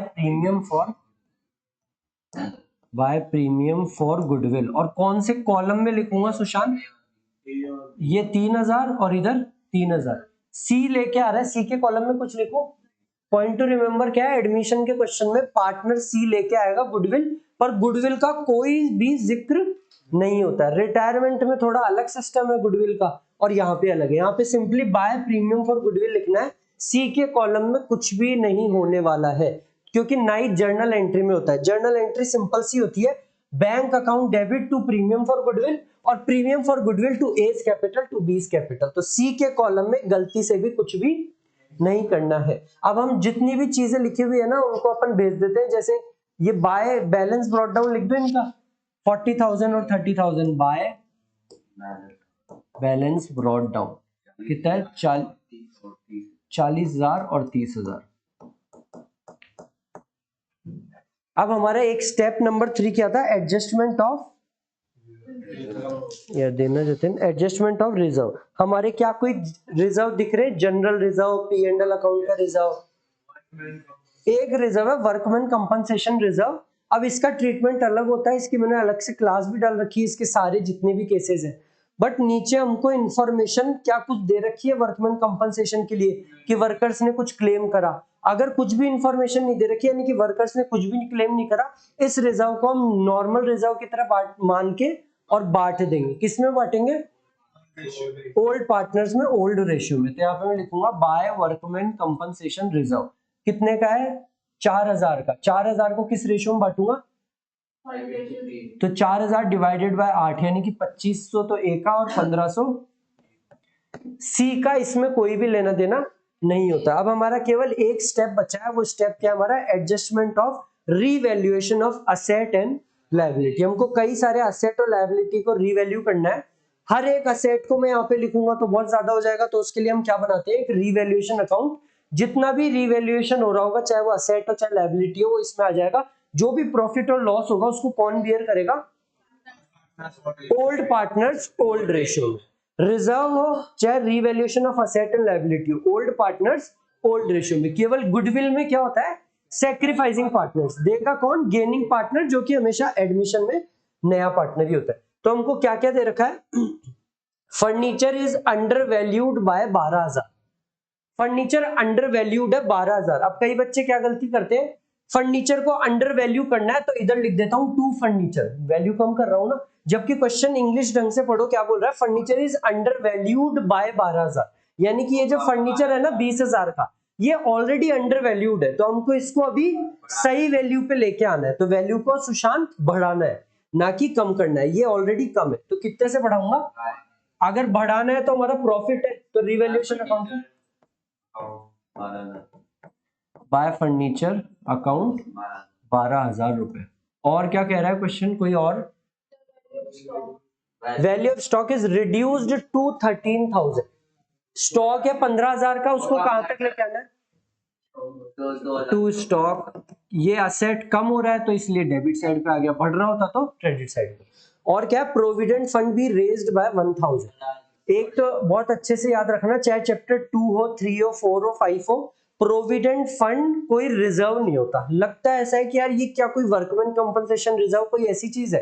प्रोविडेंट फंड होता है एम्प्लॉइज का है, पर हमारी लायबिलिटी होती है उनको देना। तो ये simply just like creditors, bank loan, provident fund भी क्या है? ये तो इसको गलती से भी पार्टनर्स कैपिटल में बांटना नहीं है, सिंपली एक लायबिलिटी है। क्वेश्चन हमको कह रहा है कि इस लायबिलिटी को हमको 1000 से बढ़ाना है, तो कौन सी साइड पे लिखूंगा? टू प्रोविडेंट फंड कितना? 1000 रुपए। और क्या कह रहा है question? Creditors are unrecorded to the extent of 6000। मैंने तुमको रिवैल्यूएशन अकाउंट बनाते टाइम बताया था कि अगर कोई अनरिकॉर्डेड एसेट है तो वो किस तरफ आएगा? क्रेडिट साइड पे। और अगर कोई अनरिकॉर्डेड लायबिलिटी है तो हमारा नुकसान है, वो भी कहां पे आ जाएगी? डेबिट साइड पे। To creditors 6000 rupees. और क्या कह रहा है क्वेश्चन? कुछ और कह रहा है हमको? क्वेश्चन और कुछ भी नहीं कह रहा। तो ये जितना भी रिवैल्यूएशन हुआ है हम अल्टीमेटली देखेंगे हमको प्रॉफिट हो रहा है या नुकसान हो रहा है। हमारी क्रेडिट साइड ज्यादा है तो हमको क्या हो रहा है? क्रेडिट साइड ज्यादा है तो प्रॉफिट हो रहा है। क्रेडिट साइड ज्यादा है ना, ये साइड भी 12000 होनी चाहिए। तो जो बैलेंसिंग फिगर है 216, यानी कि कितना हो गया? 9000। 3000 का जो बैलेंसिंग फिगर है क्या है? पार्टनर्स का प्रॉफिट है। ये है to revaluation profit, to revaluation. अब हम इस प्रॉफिट को क्या करेंगे? ओल्ड पार्टनर्स में ओल्ड रेशियो में। तो ए और बी में हम बांट देंगे 5:3 के रेशियो में। तो 3000 डिवाइडेड बाय 8 कितना हुआ? 125 इंटू 3 375। 375 इंटू 3 1050, 1075 नहीं सॉरी 1125, 1125। और ये कितना आ रहा है? 1875। सही किया है मैंने वैभव? 5:3 1875 और 1125। ठीक है, हमारे स्टेप नंबर 4 भी हो गया। स्टेप नंबर 5 होता है adjustment of partners capital account. यहां पे कोई भी एडजस्टमेंट दे ही नहीं रखा। इसके भी दो एडजस्टमेंट हो सकते हैं कि जब पार्टनर कैपिटल नहीं बता, अमाउंट नहीं बताए, तो हम सिंपली क्या करेंगे? पार्टनर्स कैपिटल अकाउंट बनाएंगे और चैप्टर को कर देंगे, इसके क्वेश्चन को कर देंगे क्लोज। हमने बाय बैलेंस ब्रॉट डाउन लिख दिया, कोई जो रिजर्व था हमने वो बांट दिया। अगर डेबिट साइड पे कोई मान लो P&L सस्पेंस वगैरह होता तो उसको भी हम बांट देते। रिजर्व हमने बांट दिया। अब हमको क्या बांटना रह रहा है? हमारा रीवैल्यूएशन अकाउंट का प्रॉफिट। तो प्रॉफिट है तो उनको क्रेडिट करूं या डेबिट करूं?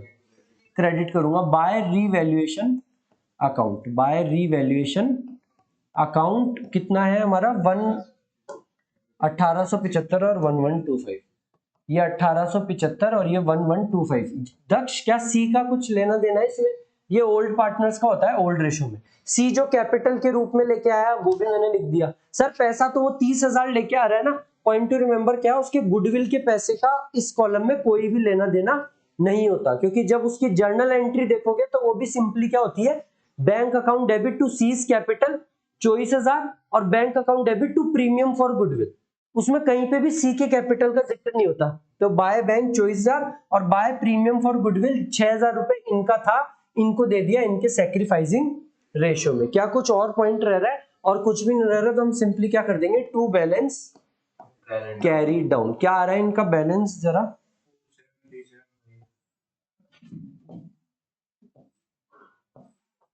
फोर सेवन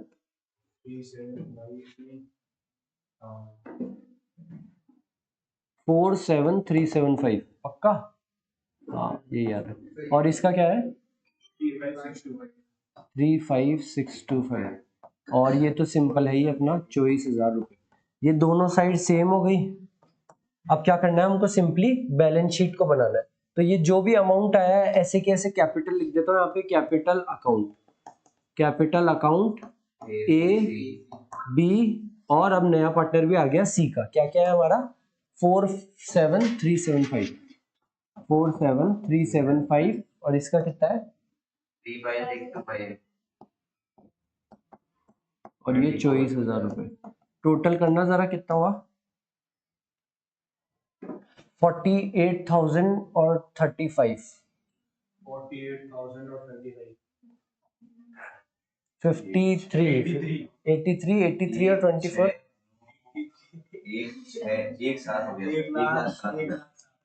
बहुत बढ़िया, ठीक है। और बाकी क्या क्या चीजें हमारे पास में, वर्कमैन कंपनसेशन रिजर्व, मैं इसको दूसरे पेन से लिख रहा हूँ, वर्कमैन कंपनसेशन रिजर्व। क्या इसको लिखना है, क्यों, क्योंकि ये ऑलरेडी बढ़ चुका है तो इसको वापस से लिखने की कोई जरूरत है ही नहीं। और क्या क्या है हमारा क्रेडिटर्स हमारे कितने के थे, क्रेडिटर्स थे हमारे 2000 के, बट रीवैल्यूएशन में हमने क्रेडिटर्स को बढ़ा दिया 6,000 से, तब कितने के हो गए 8,000 रुपए के। इसके अलावा और क्या है हमारा, प्रोविडेंट फंड था 10,000 का, बट हमने 1,000 से बढ़ाया था तो कितने का हो गया 11,000 रुपए का। इसके अलावा कोई और लायबिलिटी हमारी थी नहीं। फिर मशीन हमारी कितनी है ना, कोई इसमें एडजस्टमेंट आया तो मशीनरी ऐसे कैसे लिख देंगे 30,000। फर्नीचर हमारा कितने का है 12,000 से क्या कर दिया हमने रीवैल्यू, तो 32,000 रुपए का हो गया। और स्टॉक भी कुछ रिवैल्यूएशन था 2,000 से क्या था 13,000। और डेटर्स में कुछ दिया नहीं है, डेटर्स कितने हमारे 15,000 के, बैंक आ जाएगा हमारा बैलेंसिंग फिगर। या आप ये भी समझ सकते हो कि भाई 6,000 था और वो पैसे कितने ला रहा है 30,000 रुपए, कैपिटल और गुडविल दोनों में। एक बार देखना टोटल इसका 36,000, 1,07,000 और 11 1,26,000 और इसका टोटल कितना आ रहा है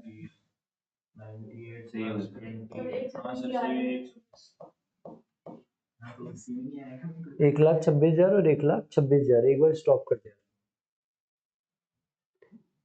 तो अपन 4 स्टेप पढ़ चुके हैं, अब अपन आ चुके हैं अपने step number 5, adjustment of partners capital account. Start हो गया ना, adjustment of partners capital account. इसमें अपने 2 केस हो सकते हैं, तुमको एनालाइज करना होगा। जैसे न्यू रेशियो को एनालाइज करे थे 4 केस थे, अब इजीली आइडेंटिफाई करने लग गए।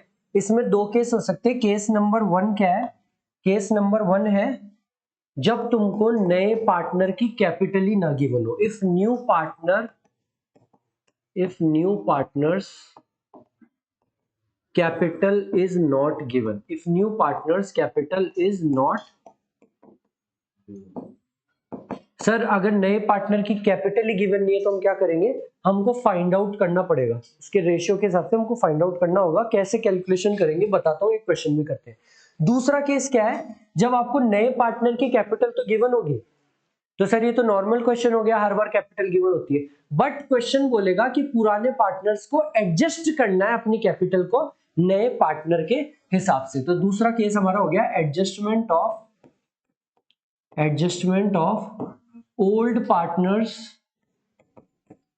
Partners capital account as per new profit sharing ratio. जो भी उनका नया प्रॉफिट शेयरिंग रेशियो है उसके हिसाब से पुराने पार्टनर्स को अपनी कैपिटल को एडजस्ट करना है, यानी कि किसी पार्टनर को पैसा लेके आना होगा और किसी पार्टनर के पास ज्यादा लगा रखा है तो वो लेके जाएगा। केस नंबर 1 समझते हैं, क्वेश्चन करते हैं। केस नंबर 2 इससे भी ज्यादा आसान है। केस नंबर 2 केस नंबर 1 से ज्यादा आसान है। सर केस नंबर 1 में अगर नए पार्टनर की कैपिटल ही नहीं गिवन तो सर हम क्या करेंगे? तो अभी तक आप जैसे क्वेश्चन करते हुए आए हो, आपने कैसे क्वेश्चन करा है? 4 स्टेप लगाए हैं, new ratio, sacrificing ratio calculate करा, गुडविल का एडजस्टमेंट करा, reserve, revaluation of asset and liability करा, पार्टनर्स कैपिटल अकाउंट बनाया।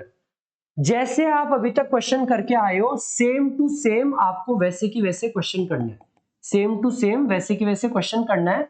जब आप पार्टनर्स कैपिटल अकाउंट बनाओ, सपोज हमारे 3 पार्टनर है, पुराने पार्टनर थे ए, बी और नया पार्टनर है सी नाम का।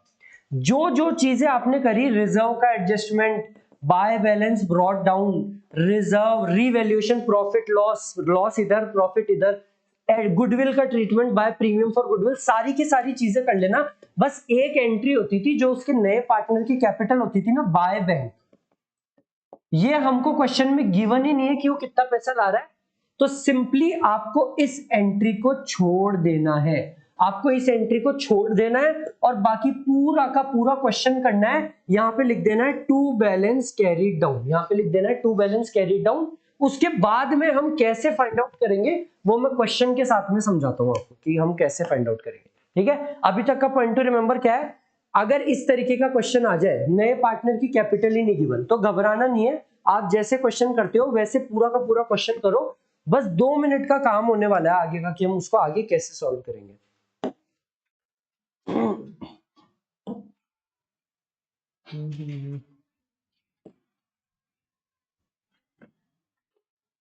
तो हमारा ये क्वेश्चन है, हमको बैलेंस शीट दे रखी है, 2 पार्टनर्स है, पार्टनर का नाम क्या है ए और बी, और इनका पुराना प्रॉफिट शेयरिंग रेशियो क्या दे रखा है हमारा 2:1 का। क्वेश्चन में रिजर्व फंड है, बैंक ओवरड्राफ्ट, मशीनरी, और साथ साथ में इनका नया प्रॉफिट शेयरिंग रेशियो भी दे दिया, और ये कह रहा है C brings in proportionate capital after the following adjustment. Question हमको ये नहीं बता रहा कि सी कितनी कैपिटल ला रहा है, 1 लाख, 1.5 लाख, 2 लाख, कुछ नहीं बताया, प्रोपोर्शनेट कैपिटल ला रहा है। तो क्वेश्चन देख के घबराना नहीं है, जैसे आप नॉर्मली क्वेश्चन करते हो सेम टू सेम क्वेश्चन करना है। बस क्या है, बाय बैंक वाली एंट्री को स्किप कर देना, उसके बाद में केवल 2 मिनट लगेंगे आपको क्वेश्चन को करने में।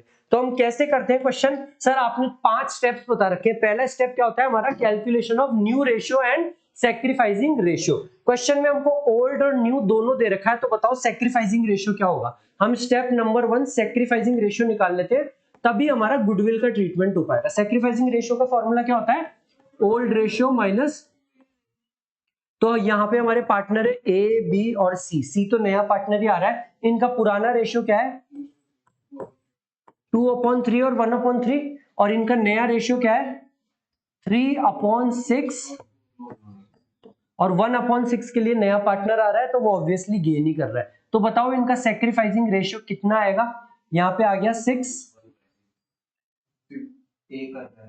4 - 3 = 2 - 2, तो ये आ गया 1/6 और यहाँ पे 0। सर 0 आ रहा है, यानी कि बी नाम का पार्टनर कोई भी सैक्रिफाइस नहीं कर रहा है। तो पार्टनर कौन है जो सैक्रिफाइस कर रहा है, ए नाम का पार्टनर हमारा सैक्रिफाइस कर रहा है। तो जब हम गुडविल का एडजस्टमेंट करेंगे तो गुडविल का पैसा केवल और केवल किसको मिलेगा, सैक्रिफाइसिंग पार्टनर यानी कि ए नाम के पार्टनर को। ये हो गया हमारा स्टेप नंबर 1। स्टेप नंबर 2 में हमको गुडविल का पैसा भी दे रखा है। अब स्टेप नंबर हमारा तीसरा क्या था, रिजर्व्स, और फोर्थ हमारा स्टेप क्या था, revaluation of asset and liability. Question हमको मांग रहा है रीवैल्यूएशन अकाउंट, कैपिटल अकाउंट और नई बैलेंस शीट। तो रीवैल्यूएशन अकाउंट बना देते हैं हम इसका।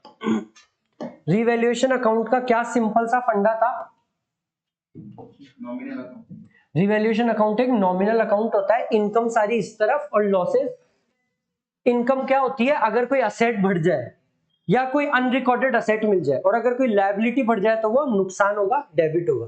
तो हमको क्या क्या दे रखा है, provision for doubtful debts is to be reduced by 2000। हमारा प्रोविजन फॉर डाउटफुल डेट्स एक हमारी लायबिलिटी 3600 की है, इसको हमको कम करना है 2000 से। तो ये हमारा प्रॉफिट है या नुकसान है, प्रॉफिट है। तो कौन सी साइड लिखेंगे, क्रेडिट साइड पे क्या लिखूंगा, बाय प्रोविजन फॉर, ठीक है। अब ये मेरा एक क्वेश्चन है सुशांत से, मान ले सुशांत लिखा हुआ था provision for doubtful debts is to be reduced ₹2,2000, ₹2,2000 होता तो यहाँ पे क्या होता, तो यहाँ पे 2000, हाँ 1600, सॉरी 3600 है ना, तो हमको 2000 तक करना है, बट यहाँ पे बाय, तो बाय और टू का भी ध्यान रखना है। नेक्स्ट पॉइंट क्या है, एक ओल्ड टाइपराइटर था, it does not appear in the books, it is now to be recorded. एक अनरिकॉर्डेड एसेट मिल गया, तो ये कौन सी साइड पे आएगा, टाइपराइटर। कितने का है अमाउंट, 2600 रुपए का। और क्या बोल रहा है question, patents are valueless, patents हमारे क्या है, एसेट है, वैल्यूलेस है यानी कि वैल्यू खत्म। 2 पेटेंट्स कितने की वैल्यू है, और क्या कह रहा है क्वेश्चन, क्रेडिटर्स को हमको पेमेंट करना है 20,000 का, पर हमको डिस्काउंट मिलेगा, तो हमारे लिए क्या है, प्रॉफिट है।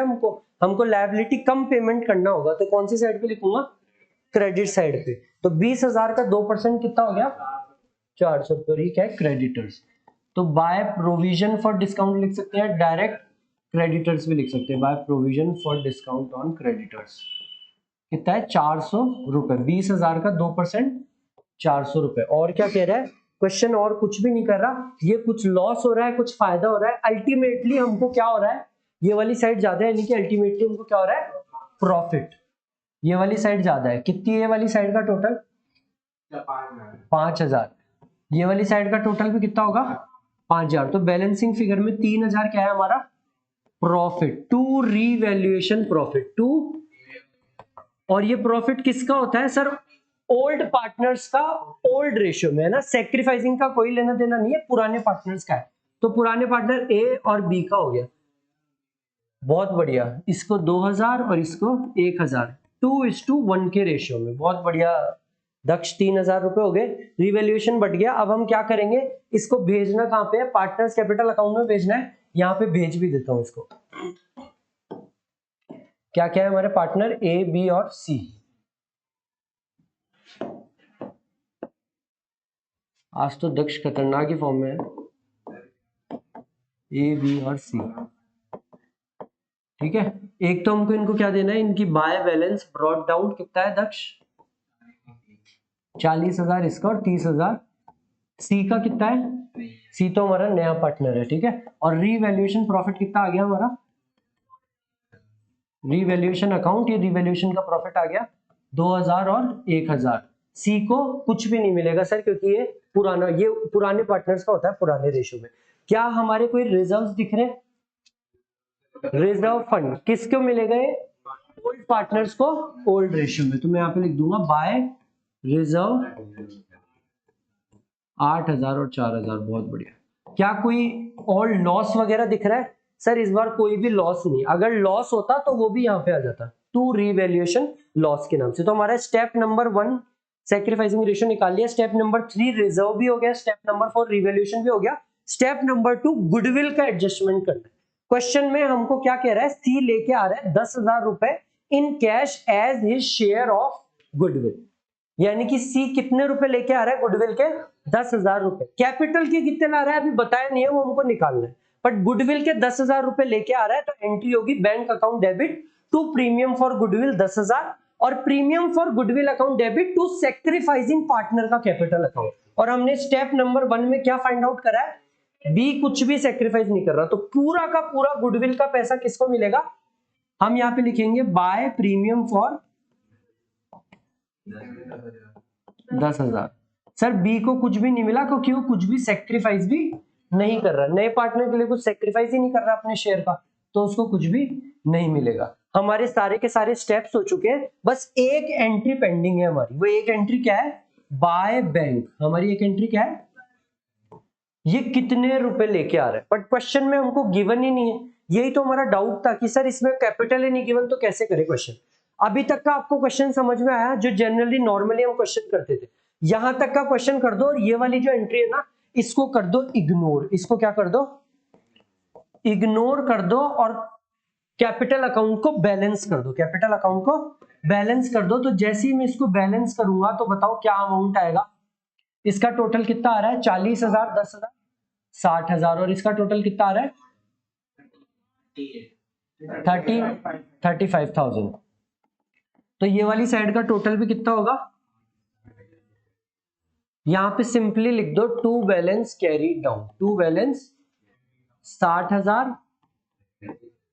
सर सी का तो कुछ आया ही नहीं। अब इसको करो यहाँ पे brought down, by balance brought down. इसका तो कितना है 60,000 और इसका है 35,000। अब आते हैं हमारे क्वेश्चन के ऊपर।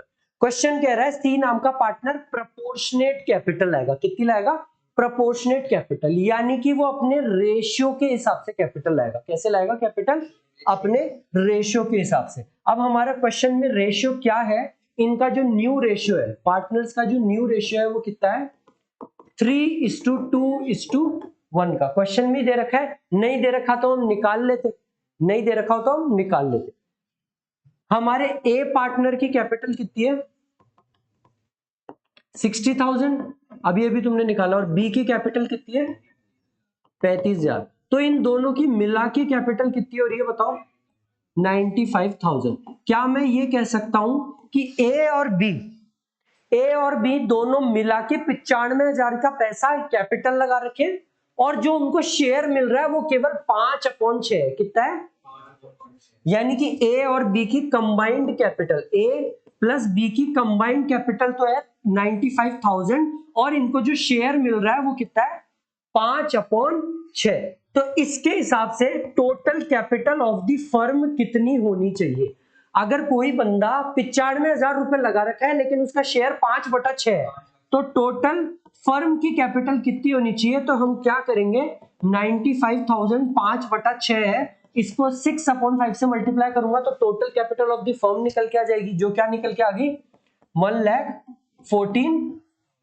तो हमारा पहला स्टेप तो आ गया। तुमको फाइंड आउट करना होगा total capital of the firm, total capital of the, और नेक्स्ट स्टेप है तुम्हारा पार्टनर की कैपिटल क्या होगी। या तो इसमें से इसको माइनस कर दो, या फिर 1,14,000 और इसका शेयर कितना है 1/6, ये प्रोपोर्शनेट कैपिटल आएगा। Total capital of the firm कितनी है 1,14,000। तो सी की कैपिटल कितनी होनी चाहिए 1,14,000 इंटू 1/6, यानी कि 19,000 rupees is the proportionate amount of capital that C should bring. या तो 1,14,000 माइनस 95 कर लो, 1,14,000 इंटू 1/6 कर लो, एक ही बात है। आया तो इसको कितने रुपए लाने चाहिए 19,000 रुपए। तो तुमको सिंपली जो तुमने पार्टनर्स कैपिटल अकाउंट बनाया है यहाँ पे तुमको करना है बाय बैंक अकाउंट। यहाँ पे क्या करना है बाय बैंक अकाउंट। जो एंट्री यहाँ पे नहीं करी, यहाँ पे इग्नोर करी, उसको नीचे बैलेंस को कैरी डाउन करके अब करनी है तुमको कैलकुलेशन करके। तो पूरा का पूरा क्वेश्चन सेम टू सेम है, बस एक स्टेप ऐड हो गया है तुम्हारे, अगर इस टाइप का क्वेश्चन आ जाए तो। ठीक है सर, अब क्या करेंगे, अब वही जो तुम करते हो to balance carry down. To balance इसका तो हो गया 60,000, 35,000 और इसकी 19,000 रुपए। इनको बैलेंस आउट करना मत भूलना, ये दोनों का सेम बैलेंस लिख देना। यहाँ पे भी सेम बैलेंस आ गया। अब क्वेश्चन हमको क्या बोल रहा है, नई बैलेंस शीट बनाने को। क्वेश्चन हमको क्या बोल रहा है, नई बैलेंस शीट अगर हम बनाएंगे तो सबसे पहले तो कैपिटल अकाउंट लिख देता हूं यहाँ पे, जो अभी अभी हमने फाइंड आउट करे। कैपिटल अकाउंट किसका, ए बी और सी का। Capital account A B C कितना कितना था 60,000, 35,000 और 19,000, और टोटल करने की जरूरत नहीं है, हमने खुद ने भी निकाला था 1 लाख। हमने खुद ने निकाला था कि कितना कैपिटल होना चाहिए इनके बेसिस पे, कि भाई दो जनों 95,000 लगा रखे हैं और ले 5/6 रहे, तो फर्म का टोटल उसका इंटू 6/5 यानी कि 1,14,000 होना चाहिए। और क्वेश्चन में हमको क्या दे रखा है, हमको दे रखे हैं डेटर्स। कितने के हैं डेटर 40,000 के, but minus provision for doubtful dates. क्या हमने कोई चेंज करा था प्रोविजन फॉर डाउटफुल डेट में? हमने कम करा था उसको, 3600 से अब 1600 ही रह गया, तो कितना हो गया 38,000। और क्या है स्टॉक, स्टॉक में क्या कोई चेंज आया था? तो ऐसे कैसे लिख देंगे 20,000। और क्या कह रहा है क्वेश्चन? बिल्डिंग में भी कोई चेंज नहीं था, तो ऐसे कैसे 25,000 रुपए। पेटेंट्स नाम के वर्ड जो थे वो पूरे खत्म हो गए थे। मशीनरी 33,600। और इधर क्या है हमारा रिजर्व फंड लिखूंगा क्या मैं? पॉइंटर रिमेंबर क्या है, वो बढ़ चुका है सर, वो खत्म हो चुका है। कैपिटल मैंने लिख ही दिया है। क्रेडिटर्स हमारे कितने के हैं? 40,000 के। कितने के? बट हमने एक प्रोविजन फॉर क्रेडिटर्स भी बना दिया था जो कि 2% था। अच्छा 20,000 है क्या? हाँ तो हमने, हाँ ये 400 का डिस्काउंट हो गया था, तो कितना हो गया? और क्या है? बैंक ओवरड्राफ्ट है, बट अभी बैंक का भी अपन को हिसाब करना है ना। और एक और नया अनरिकॉर्डेड आया था ना कुछ, टाइपराइटर। टाइपराइटर कितने का आ गया? 2600 का। एक हमारी लायबिलिटी है बैंक ओवरड्राफ्ट। बैंक ओवरड्राफ्ट क्या होता है? बैंक हमको एक फैसिलिटी देता है कि अगर आपके बैंक अकाउंट में 10,000, 15,000, 1,00,000 रुपए है, तो भी आप पेमेंट 1,00,000 से ज्यादा कर सकते हो। अगर आपकी जेब में 1,00,000 रुपए है तो आप कितना पेमेंट कर सकते हो? सर 1,00,000 से ज्यादा नहीं कर सकते, कम कर सकते हैं। बैलेंस जीरो हो सकता है कैश अकाउंट का, पर नेगेटिव नहीं हो सकता। बट बैंक का बैलेंस नेगेटिव में भी जा सकता है, क्योंकि बैंक हमको एक फैसिलिटी देता है। तो हमारा बैंक ओवरड्राफ्ट यानी कि नेगेटिव में बैलेंस है 15,000। अभी हम देख लेते हैं हमको पैसा कितना मिला है। अगर पॉजिटिव में जा रहा होगा तो पॉजिटिव में लिखेंगे, नहीं तो नेगेटिव में लिख देंगे। तो हमको कितने रुपए मिले एक बार देखो। हमको सी लेके आया है 10,000 रुपीज गुडविल के और 19,000 रुपए कैपिटल। 29,000 रुपए यहाँ पे बैंक का बैलेंस होना चाहिए। तो हमारे बैंक अकाउंट में कितने रुपए आए? 29,000 रुपए। बट पहले से नेगेटिव में 15,000 पड़े हुए हैं, तो पहले वो भी तो चुकेगा। तो अल्टीमेटली कितने रुपए आए हमारे बैंक अकाउंट में? 14,000 रुपए।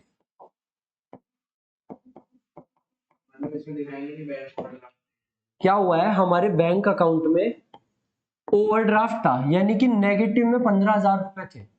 अब बैंक को चुकाने, अब हमको कैपिटल का पैसा आया, कैपिटल ऑफ सी। कितने रुपए आए कैपिटल के? 19,000 रुपए। और गुडविल के रूप में प्रीमियम फॉर गुडविल के कितने रुपए लेके आया वो? 10,000 रुपए। तो अल्टीमेटली पैसे तो वो 29,000 लाया, बट पहले से नेगेटिव में चल रहे थे, तो आप पॉजिटिव में कितने हुए? 14,000 रुपीज। आया समझ? अब एक बार बैलेंस आउट करके देखो, देखिए क्या आ रहा है। क्या आ रहा है इसका बैलेंस?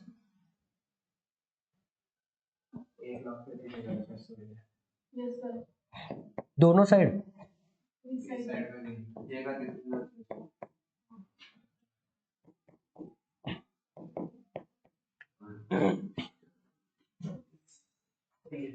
सही है, ठीक है। ये हो गया तुम्हारा question complete. Point to remember क्या है कि जब भी क्वेश्चन ऐसा आ जाए, कैसा कि हमको नए पार्टनर की कैपिटल ही ना दे, हमको नए पार्टनर की कैपिटल ही अगर क्वेश्चन ना दे, तो तुम जैसे क्वेश्चन करते आए हो सेम टू सेम आपको क्वेश्चन करना है। बस एक एंट्री को इग्नोर करना है। बाय बैंक अकाउंट की एंट्री को इग्नोर कर दो, इन दोनों के बैलेंस को कैलकुलेट कर लो और यहां पे लिख लो। फिर चेक करो नया प्रॉफिट शेयरिंग रेशियो कितना है, या तो कैलकुलेट करना होगा या क्वेश्चन ही दे रखा होगा। इन दोनों की पार्टनर को जोड़ना है, इन दोनों की पार्टनर के कैपिटल को जोड़ना है और मल्टीप्लाई करके देखना है कि total capital of the firm कितनी होनी चाहिए। इन दोनों की कैपिटल आ रही थी 95,000 और इन दोनों का शेयर है 5/6, तो फर्म की कैपिटल होनी चाहिए थी इंटू 6/5 1,14,000।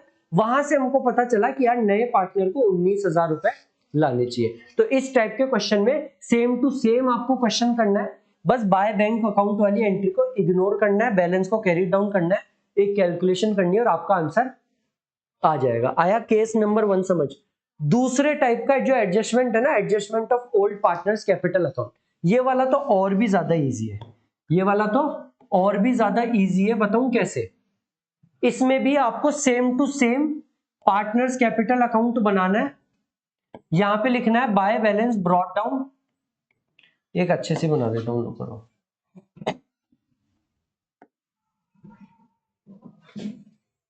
यहाँ पे लिख देता हूं ए बी सी। हमारा नया पार्टनर कौन है? सी नाम का बंदा हमारा नया पार्टनर है। तो आपको क्या करना है, सेकंड टाइप वाले क्वेश्चन में लिखना है यहाँ पे बाय बैलेंस ब्रॉट डाउन, इन दोनों का बैलेंस आ गया। उसके अलावा गुडविल का ट्रीटमेंट आ गया, रिजर्व को मैंने बांट दिया बाय रिजर्व फंड, कोई लॉस होगा तो लॉस को बांट दिया, रीवैल्यूएशन के प्रॉफिट को बांट दिया, रीवैल्यूएशन प्रॉफिट, लॉस होगा तो यहाँ पे बांट दिया। साथ साथ में हमको बाय बैंक अकाउंट की भी एंट्री मिल जाएगी हमको कि उसका कितना बैलेंस है। अब तुमको क्या करना है, ये ज्यादा आसान क्यों है, यहाँ पे तुमको बैलेंस कैरी डाउन करना है। क्या करना है?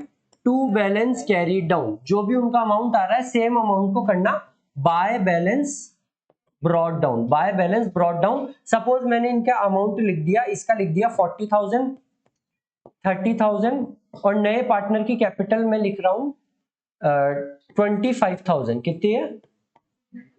25,000 रुपीज। और इनका जो प्रॉफिट शेयरिंग रेशियो है वो है 2:2:1 का। ये क्या है इनका? न्यू पीएसआर, नया प्रॉफिट शेयरिंग रेशियो। या तो ये क्वेश्चन में गिवन होगा, नहीं तो हमको स्टेप 1 में कैलकुलेट तो वैसे भी करना आता ही है, सैक्रिफाइसिंग रेशियो और नया प्रॉफिट शेयरिंग रेशियो। तो अब क्या हुआ, हमारा नया प्रॉफिट शेयरिंग रेशियो है 2:2:1 का। और हमको क्वेश्चन क्या कहेगा, क्वेश्चन हमको ऐसे कहेगा that old partners should adjust their capital on the basis of new partners capital. यानी कि नए पार्टनर की कैपिटल के हिसाब से ओल्ड पार्टनर्स को अपनी कैपिटल को भी एडजस्ट करना है। तो हमारे नए पार्टनर की कैपिटल सपोज 25,000 है। कितनी है कैपिटल? तो तुम ये बताओ कि total capital of the firm कितनी होनी चाहिए? Total capital of firm sir 25,000 इसकी कैपिटल है और ये आ रहा है 1/5 शेयर के लिए, यानी कि पूरे फर्म की कैपिटल होनी चाहिए 1 लाख। तो उस हिसाब से ए की कैपिटल कितनी होनी चाहिए? एस कैपिटल बीस कैपिटल कितनी होनी चाहिए? मैं लिखता हूं सर 1,25,000 पूरे इसकी है, तो 2:2:1 के रेशियो के हिसाब से इसकी कैपिटल कितनी होनी चाहिए? 50,000 रुपए। और बी की कैपिटल कितनी होनी चाहिए? 1,25,000 इंटू 2/5 वही 50,000 रुपए। और सी की कैपिटल के हिसाब से तो हमने वैसे ही निकाला है, सी की capital is equal to 1,25,000 into 1/5 यानी कि 25,000 रुपए। कायदे से इसकी नई पार्टनर की कैपिटल के हिसाब से इन सब पार्टनर्स की कैपिटल क्या होनी चाहिए? 50, 50, 25। अब तो अब आप लोगों को क्या करना है, सिंपली यहाँ पे लिखना है to balance carried down, to balance carried down लिखना है जो इनकी कैपिटल होनी चाहिए, यानी कि 50,000, 50,000 और 25,000। सर फिर क्या करना है, इसकी कैपिटल 50,000 होनी चाहिए, होनी है 40 ही, तो इसको 10,000 रुपए लेके आने। अगर ये 10,000 रुपए लेके आएगा तो यहाँ पे क्या आ जाएगा? बाय कैश अकाउंट या बैंक अकाउंट। ठीक है, 10,000 रुपए। इसकी कैपिटल होनी चाहिए 50, है 30 ही, तो इसको कितने रुपए लेके आने? 20,000 रुपए। इसकी कैपिटल 25 है और 25 ही है क्योंकि इसी की कैपिटल के हिसाब से हमने कैलकुलेशन को कराया।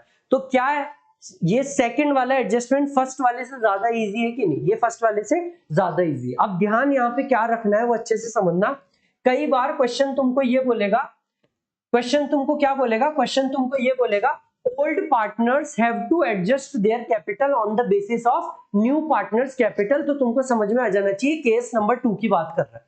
हमको पूरे के पूरे क्वेश्चन को करना है, बैलेंस को कैरी डाउन करना है, वापस से बैलेंस को लिखना है और नए रेशो के हिसाब से कैलकुलेट करनी है कैपिटल को, नए रेशो के हिसाब से कैलकुलेट करना है। जिस पार्टनर से पैसा मंगाना है बाय कैश, जिसको लेके जाना है टू कैश। कई बार क्वेश्चन में ऐसे बोलेगा कि नया पार्टनर जो ओल्ड पार्टनर से एडजस्ट करेंगे कैश लेके और ले जाके, तो बाय कैश हो गया।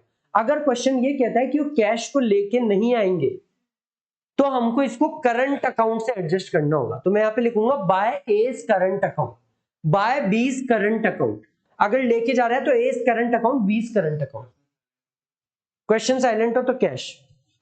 ठीक है, तो अगर मान लो, अगर यहाँ पे और यहाँ पे लिख देता हूं, और अगर मान लो मैंने यहाँ पे लिख दिया bye S current account, bye S current account 10,000 रुपए। अब मुझको 10,000 रुपए लेने कि देने? को फर्म को 10,000 रुपए लेने, तो बैलेंस शीट में कहां पे आएगा? एसेट साइड पे, क्योंकि हमको पैसे लेने हैं ना फर्म को। और मान लो इसकी कैपिटल होती 60,000 रुपए, कितनी होनी, कितनी चाहिए 50,000, तो इसको 10,000 रुपए देने। तो अगर मान लो मैं यहाँ पे 2A's करंट लिखता, कैश के बजाय करंट लिखता, तो इस बार फर्म को A को देने, तो ये वाला A's करंट कहाँ पे आएगा, लायबिलिटी साइड पर, ये वाला असेट साइड पे। आया समझ, ये वाला लायबिलिटी, ये वाला असेट और ये वाला। चेक कर लेना, दिमाग लगा लेना कि पैसा लेना है या देना है।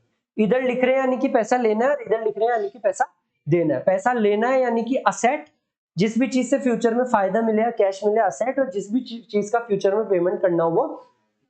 ऐसे करके तुम्हारी बैलेंस शीट मैच हो जाएगी पूरी। क्वेश्चन में ऐसा लिखा हुआ आएगा, पहले दोनों का ही बता देता हूँ। क्वेश्चन क्या आएगा, इस वाले टाइप के क्वेश्चन में तो तुमको समझ में आ जाएगा, नए पार्टनर की कैपिटल दिखेगी ही नहीं, तो समझ आ जाएगा कि यार ये कैपिटल, ये केस नंबर 1 की बात हो रही है कि नया partner will bring proportionate capital. Capital ही नहीं गिवन, प्रोपोर्शनेट कैपिटल ऐसे लिखा हुआ जाएगा। सेकंड टाइप के क्वेश्चन में लिखा हुआ आएगा कि old partners will have to adjust their capital as per new partners capital. तो क्वेश्चन को हिसाब से करना है। इसके साथ साथ में ऐसे आगे लिखा हुआ आएगा by bringing in necessary cash. अगर कैश लेके आ रहे हैं तो कैश से कर देंगे। अगर ऐसे लिख रखा है by bringing in necessary cash, नहीं लिख रखा तो ऐसे लिख के देगा bye adjusting with their current account. तो हमको क्या करना है, कैश की जगह करंट अकाउंट को यूज कर लेना है। आया समझ। और करंट अकाउंट को लेके कहां पे जाना है वो आपको अच्छे से जानना होगा। यहाँ पे लिखा हुआ है यानी कि, और यहाँ पे लिखा हुआ है यानी कि लायबिलिटी। स्टॉप कर दिया, कितनी देर की हुई है।